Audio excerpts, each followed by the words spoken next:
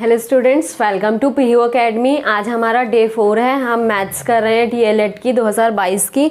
आज हमारा डे 4 है। इसमें हम देखेंगे पहले जो मैंने आपको टॉपिक कवर करवाए हैं। अगर आपने उसकी वीडियो नहीं देखी है तो उसका लिंक आपको डिस्क्रिप्शन में मिल जाएगा, आप देख लीजिएगा।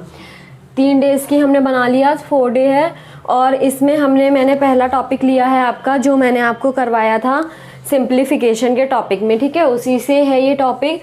मैंने ये उसमें भी करवाया था वीडियो में सेकेंड डे की, लेकिन बच्चों को कुछ को समझ में नहीं आया था, इसलिए मैंने इस बार डेफिनेशन के थ्रू लिख के समझाया है। आई होप आपको ये समझ में आ जाएगा, ठीक है। देखिए ये क्या है, आवर्त दशमलव संख्याओं का योग। आवर्त दशमलव संख्याएं कौन सी होती है? जिसमें कि रिपीटेशन होती है। कोई भी 1, 2, 3 डिजिट्स आपको दे देंगे और उस पर बार लगा देंगे इस तरह, इसे कहते हैं बार। इसका मतलब होता है वैल्यू का फिर से रिपीट होते रहना, ठीक है। तो इसका मतलब है रिपीटेशन, बार बार इन वैल्यूज की आगे रिपीटेशन हो रही है, रिपीट हो रहे हैं, ठीक है। तो ये है। तो देखिए सबसे पहले इसकी डेफिनेशन क्या कहती है हमसे, मैंने आपको बिल्कुल थ्योरिकल में बताया है, हम प्रैक्टिकल भी करते चलेंगे थ्योरी के साथ साथ। आवर्त दशमलव संख्याओं का योग ज्ञात करने के लिए संख्याओं को भिन्न में परिवर्तित करके उसका योग ज्ञात करते हैं। तो भिन्न क्या होती है? फ्रैक्शन जैसे होते हैं, 2/3, 5/9, 7/8, इस तरह। ये क्या होती है आपकी? भिन्न होती है, फ्रैक्शन होते हैं, ठीक है। तो देखिए दशमलव के बाद जितने अंक आवर्त हो हर में उतने 9 रख देते हैं। मतलब कि जितने भी, देखिए सबसे पहले क्या होता है आपका, यहाँ है दशमलव, पॉइंट आपका डेसिमल यहाँ है, तो उससे पहले की संख्या डिजिट जो है वो सिमिलर एज इट इज ऐसी रहेगी। 7 था, मैंने 7 लिख दिया। उन्होंने क्या कहा था? दशमलव के बाद जितने अंक आवर्त हो रहे हो, आवर्त मीन्स मैंने आपको क्या बताया? रिपीटेशन। जितने नंबर रिपीट हो रहे हो जिन पे बार लगा है, उसके नीचे उतने ही 9 रख देंगे। देखिए 3/9। एक बार 9 क्यों आया? क्योंकि एक ही डिजिट के ऊपर बार है। 3 के ऊपर बार है, अगर यहाँ 2 और लिख दो तो 2 डिजिट के ऊपर बार होगा, तो एक और 9 यहाँ ऐड हो जाएगा। उसके बाद देखिए जितने अंक आवर्त नहीं होते हैं उतने शून्य 9 के दाईं ओर रख देते हैं। तो देखिए इससे पहले, बार से पहले कोई डिजिट ही नहीं है, यहाँ कोई डिजिट ही नहीं है। अगर यहाँ डिजिट होती, मानिए अगर मैं यहाँ लिख दूँ 7.23 बार, तो एक डिजिट है ऐसी जिसपे बार नहीं है और वो दशमलव के बाद भी है, तो एक डिजिट ऐसी है, तो यहाँ पे एक 0 ऐड हो जाता। लेकिन अभी कुछ भी नहीं है, तो यहाँ एक भी 0 ऐड नहीं होगा, ठीक है।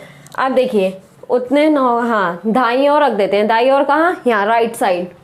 दशमलव के बाद जितने अंक आवर्त नहीं होते हैं उसे दशमलव के बाद की संख्या में से घटाकर अंश में लिख देते हैं। हर कौन सा होता है? हर होता है ये, और अंश होता है ये। इसे कहते हैं न्यूमरेटर, इसे कहते हैं डिनोमिनेटर, ठीक है। तो अंश ये है, हर ये है। तो आपसे क्या कहा है? जितने नंबर रिपीट नहीं हो रहे हैं उसे माइनस कर दीजिए, कितने में से? ऊपर वाली डिजिट में से। तो देखिए अगर देखिए ये रिपीट नहीं हो रहा 2, अगर ये होता तो ये रिपीट नहीं हो रहा है, यहाँ तो कोई डिजिट ही नहीं है, तो हमें कुछ माइनस करने की जरूरत नहीं है। लेकिन अगर ये सीन होता हमारे साथ कि एक वैल्यू ऐसी है जो रिपीट नहीं कर रही है, उसे आप क्या करते हैं? यहाँ इसमें से सब्सट्रैक्ट कर देते। किस में से? अंश में से सब्सट्रैक्ट कर देते, तो -2 आ जाता है यहाँ, ठीक है। तो इसमें ऐसा कुछ भी केस नहीं है, ये सिंपल सा था। ये सिंपल कैसा था? इसमें एक डिजिट दी है दशमलव के बाद और जिसपे कि बार दिया हुआ है, तो हम डायरेक्ट क्या करेंगे? ये डिजिट ऐसे ही रखेंगे, इस डिजिट को लिखेंगे और एक डिजिट के ऊपर बार है, इसलिए इसके डिवाइड में कितना आ जाएगा? 9 आ जाएगा। सेकंड देखिए, सेकंड ऐसी सिचुएशन है, ये खाली 2 के ऊपर बार है, ठीक है। ये ऐसी सिचुएशन है जिसके आगे बिना बार के, बिना रिपीटेशन के नंबर हैं और वो किसके बाद हैं? दशमलव के बाद हैं। तो इस रूल को फॉलो करेंगे हम और इसे सॉल्व करेंगे, ठीक है। तो देखिए सबसे पहले क्या कहता है, मैं एक बार और पढ़ती हूँ, अच्छे से सुनिए। दशमलव के बाद जितने अंक आवर्त हो हर में उतने 9 रख देते हैं, मतलब लिख देते हैं। तो देखिए क्या करेंगे आप? दशमलव से पहली डिजिट ऐसी ही रहेगी, 5 एज इट इज ऐसी रहेगा। दशमलव के बाद 1, 2, 3 अंक हैं, लेकिन बार किसके ऊपर है? आवर्त कौन सा हो रहा है? खाली 2, मतलब कि एक डिजिट है ना, ये खाली 1 डिजिट है। ठीक है, 1 डिजिट है। तो सबसे पहले आप कैसे लिखेंगे इसे, 4 3 2, और रिपीट कितने नंबर हो रहे हैं, 1 नंबर हो रहा है तो 1 9 लिख देंगे आप। ये तो बोला था उसने जितने अंक आवर्त हो रहे हैं हर में उतने 9 रख दो, तो 1 नंबर आवर्त हो रहा है, हमने 1 9 रख दिया। जितने अंक आवर्त नहीं होते हैं उतने शून्य 9 के दाई और रख दो। तो कितने नंबर रिपीट नहीं हो रहे थे, 1 और 2, इसे काउंट नहीं करेंगे, ये दशमलव के आगे है, हमसे दशमलव के पीछे को कहा है, तो 1 और 2, 1 और 2, तो 2 0 आप यहां लिख दीजिए, दाई और मतलब राइट साइड। ठीक है, दशमलव के बाद जितने अंक आवर्त नहीं होते हैं उसे दशमलव के बाद की संख्या में से घटाकर अंश में लिख देते हैं। तो कितने नंबर आवर्त नहीं हो रहे हैं दशमलव के बाद, 1 और 2, इन दोनों डिजिट को हम क्या करेंगे, अंश में से घटाकर लिख देंगे, 4 और 3। वो दो नंबर कौन से, 4 और 3, वो दो नंबर वो हैं 4 और 3, तो हमने क्या कर दिया, इसे घटा दिया। अब आप इसको सॉल्व कर लेंगे, कैसे सॉल्व करेंगे, 5 एज इट इज ऐसे ही लिखेंगे, इन दोनों को सब्सट्रैक्ट कर लेंगे, जितना आएगा वो ऊपर लिख देंगे, ये 900 ऐसे ही रहेगा, तो ये आपका आंसर आ जाएगा। ठीक है, अब इसे देखिए, इसे कैसे सॉल्व करेंगे आप, बिल्कुल जैसे ये था बिल्कुल वैसे ही हो जाएगा। तो देखिए 0 ऐसे ही रहेगा, 0.5 बार, इसे कैसे सॉल्व करोगे आप, 5/9, यहाँ तो कुछ है ही नहीं, 0 है, तो ये क्या हो जाएगा 5/9। 5/9 क्यों हुआ, क्योंकि इसके 1 के ऊपर बार था तो 1 9 आ गया, और कोई वैल्यू नहीं है तो 0 की और माइनस की कहानी तो यहीं खत्म। प्लस 6/9 प्लस 7/9, ऐड कर दीजिए इन्हें, 9 नीचे एलसीएम आ जाएगा, 5 + 6 + 7, तीनों को ऐड कर दीजिए, यहाँ लिख दीजिए, 9 यहाँ आ जाएगा, और ये फाइनल आपका आंसर आ जाएगा। तो आई होप आपको ये टॉपिक अच्छे से क्लियर हो गया होगा इस वीडियो में।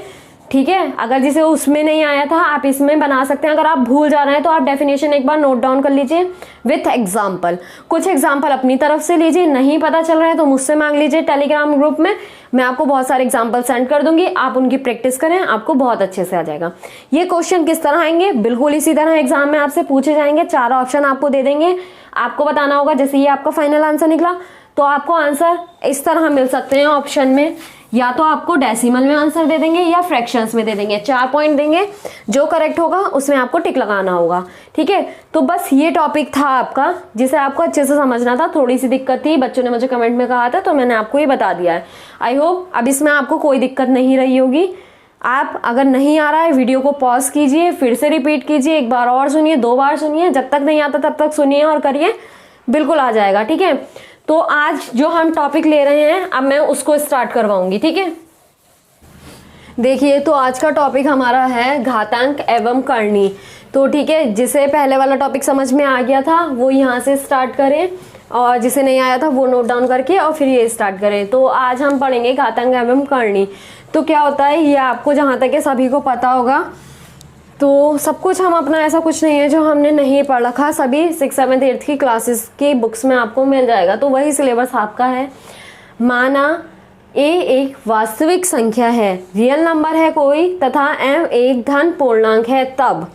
तो ये चीज़ है कि ये तो बस मैंने आपको एक डेफिनेशन दिखाने के लिए लिखी हुई है, इसे हम अपने तरीके से समझते हैं। ठीक है, जैसे देखिए 4 होता है, ठीक है, मैंने आपको एलसीएम सिखाया था लेना, आप एलसीएम लेते हैं 4 का, 2 2 = 4, 2 1 = 2, तो 2 × 2 ये इसके फैक्टर हो गए। ठीक है, इसको घात में लिखना, 2 की पावर 2 इस तरह हम लिख सकते हैं, मैंने आपको बताया था। तो ये चीज़ आपकी क्या कहलाती है, ये आपकी कहलाती है घातांक। ठीक है, ये आपकी घातांक कहलाती है। इसी तरह बहुत सब चीज़ें हो सकती हैं, जैसे 16 है, 16 को आप कह सकते हैं 2 × 2 × 2 × 2, ये हो गया 2 की पावर 4। या आप इसे एक तरह से और लिख सकते हैं, कैसे लिख सकते हैं, 4 × 4, ये भी तो 16 होता है, तो ये क्या हो गया 4 की पावर 2। तो ये सब लिखना, ये रूप मल्टीप्लाई फैक्टर्स के रूप में किसी चीज़ को लिखना और उसकी पावर में उसे व्यक्त करना घातांक कहलाता है, आपका इंडिसेस कहलाता है। जैसे कि आपने यहाँ आपको जनरल वे, ये क्या है आपका एक जनरल वे है, ये आपको मैंने जनरल रूप लिख के दिखाया है। तो ये क्या है आपको इसमें क्या पता चल रहा है, ए मल्टीप्लाई, इसी तरह आप बहुत बार रिपीट कर रहे हैं, ए मल्टीप्लाई करते जा रहे हैं और उसे मान लिया हमने कि आपने m टाइम्स करा। इसको क्या बोलते हैं, m बार करा, m टाइम्स करा मल्टीप्लाई। तो आपको क्या मिला, जब ये ए रिपीट हो रहा है तो देखिए 2 कितनी बार रिपीट हो रहा था, वही तो पावर में गया था 1 2 3 4 टाइम रिपीट हुआ तो हमने 4 लिख दिया। ए रिपीट हो रहा है, यहाँ क्या रिपीट हो रहा था 2, तो आप सबसे पहले ए लिखेंगे कितने टाइम्स रिपीट हो रहा है, हम इसको काउंट करने जाएंगे तो m बार रिपीट हो रहा है तो m उसकी पावर में लिख देंगे, ठीक है। तो इसे क्या पढ़ते हैं, a की पावर m, ठीक है। तो इसे क्या कहते हैं, आधार, और इसे क्या कहते हैं, घात, ठीक है। तो ये चीज आई होप आपकी क्लियर हो गई होगी।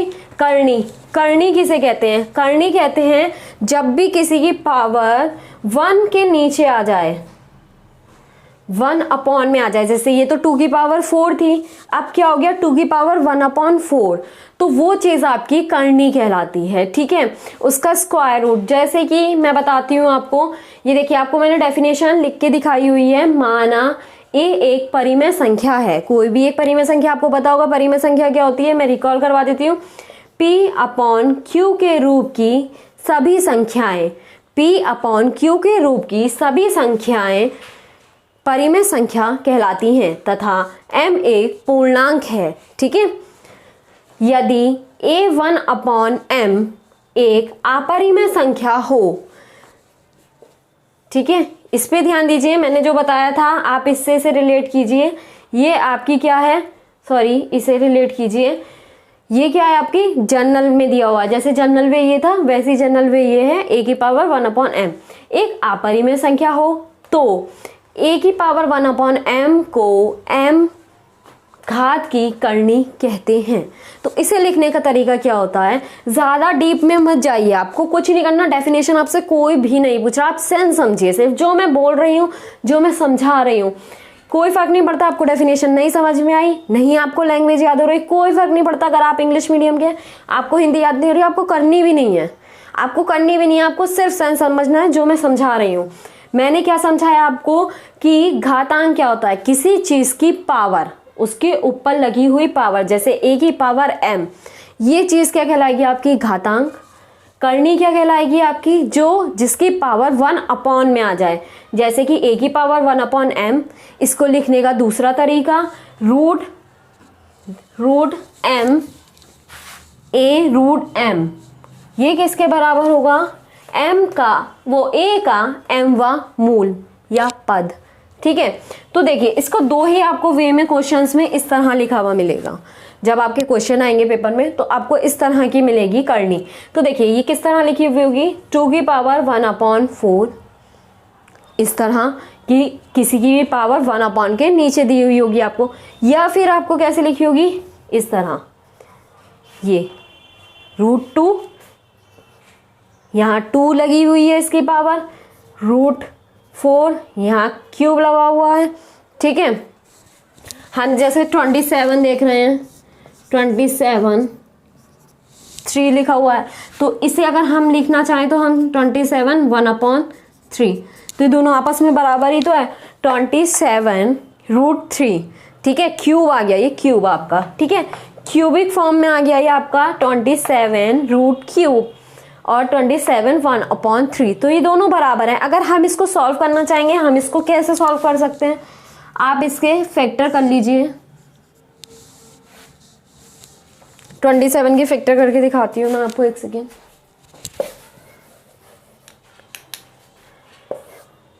27 3 से डिवाइड हो सकता है, 3 9 ज़ा 27, 3 3 ज़ा 9 और 3 1 ज़ा 3, तो 3 × 3 जिस तरह आप स्क्वायर बनाते हैं रूट के अंदर, इसी तरह क्यूब बनाते हैं। तो आपका ये बन गया, तो आ गया क्या 3 आंसर। इसी तरह आपका क्या होता है, जैसे मैं लिख देती हूँ 50 यहाँ 5, तो इस तरह की डिजिट्स आपकी क्या कहलाती हैं, करनी कहलाती हैं। तो बस आपको पहचान होनी चाहिए कि घातांक कौन से हैं और करनी कौन सी है, बाकी और आपको कुछ नहीं जानना, ना आपको डेफिनेशन लर्न करनी है ना ही कुछ और जानना है। 1 के नीचे लिखी हुई पावर करनी कहलाती है, रूट में इस तरह लिखी हुई करनी कहलाती है, लेकिन सिंपल पावर लगी हुई संख्या जो आपने आज तक पढ़ी हैं, देखी हैं, नॉर्मली हमारे यूज़ में बहुत ज़्यादा आती हैं, वो आपकी घातांक कहलाती हैं। इसके मैं फॉर्मूले लिखवाती हूँ, वो यूज़फुल है, ये बस हमें अपनी जनरल नॉलेज के लिए जानना था कि हमें चीज़ों की पहचान होनी चाहिए। तो देखिए गाइस, ये वीडियो काफ़ी लंबा हो गया है, क्योंकि हमने क्या करा था, हमने पहले टॉपिक रिकॉल किया अपना, उसके बाद हमने समझा घातांक एवं करनी, ठीक है। तो इसके बाद मैं नेक्स्ट वीडियो में जो आपका डे 5 आएगा, उसमें मैं आपको कुछ महत्वपूर्ण नियम रूल्स लिखवाऊंगी। उसके बाद हम देखेंगे रूल्स के बाद प्रीवियस ईयर क्वेश्चन और कुछ मॉडल क्वेश्चंस, ठीक है। तो वीडियो को ज़्यादा से ज़्यादा शेयर करें, चैनल को सब्सक्राइब करें और फीडबैक देना ना भूलें अपना। आपके फीडबैक से मुझे बहुत ज़्यादा हिम्मत मिलती है ये वीडियोस बनाने की, और आप अच्छे से नोटबुक अपनी बनाएं, कवर करें और आप पढ़ते चलें। आप इस चीज़ की टेंशन ना लें कि फॉर्म कब आएगा। अच्छा, ये जितना लेट फॉर्म आएगा आपकी प्रिपरेशन उतनी ही स्ट्रांग होगी और आप गवर्नमेंट कॉलेज डिजर्व कर पाएंगे, ठीक है। आप इसलिए मेहनत करते रहिए और सेफ रहिए। Take care, thanks for watching, bye.